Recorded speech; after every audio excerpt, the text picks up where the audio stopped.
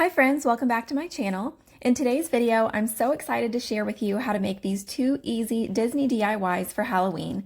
These were so fun to make and most of my supplies are from the Dollar Tree. First up, we have this black and purple sign inspired by Disney's Haunted Mansion.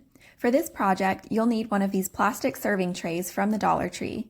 It has this spiderweb design around the outside, and I found this with the Halloween party supplies.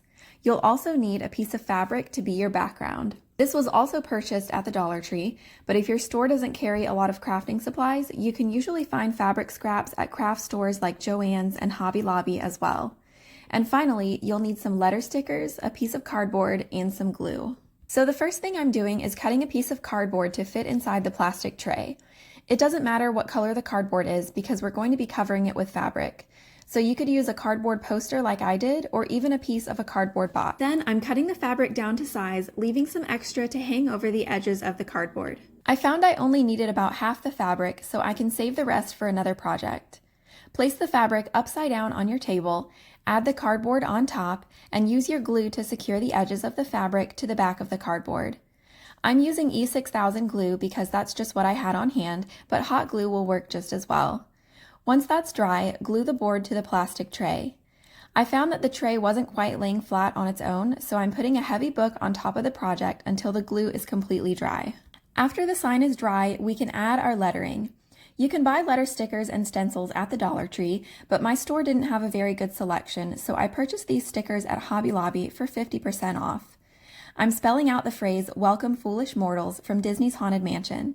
And my advice for this part is actually to get a piece of paper and write out the words you're going to use.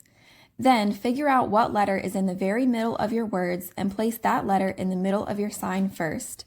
Then you can work outwards with the rest of your letters and the design will be centered.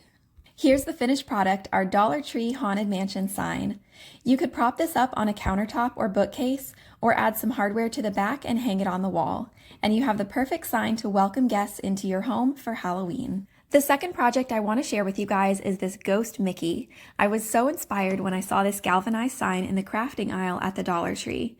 I think it's supposed to be a tulip, but when you turn it upside down, it's the perfect shape for a ghost. For this project, you'll also need these round chalkboard labels from the Dollar Tree, some white felt, some ribbon, and some glue. First, I'm removing the string from this galvanized sign since this is actually going to be the bottom of our project. Then I'm covering the whole piece with white felt to make it look like a ghost. You could just use paint if you wanted to, but the reason I'm using felt is because I want to cover up these holes at the bottom where we removed the string. Just place your sign on top of the felt and cut off the excess while leaving a generous border around the edges. Then take your glue and secure the edges of the felt to the back of your sign. When you get to the zigzag edge at the bottom, take your scissors and cut a slit at both of the inward facing points. This will help you fold the felt in without bumps or wrinkles. Set this part aside to dry while you work on the next step. You'll need 2 of these round chalkboard labels for Mickey's ears. They are already the perfect size, no cutting required. The rest of the labels in the pack will be used to make the eyes, nose, and mouth.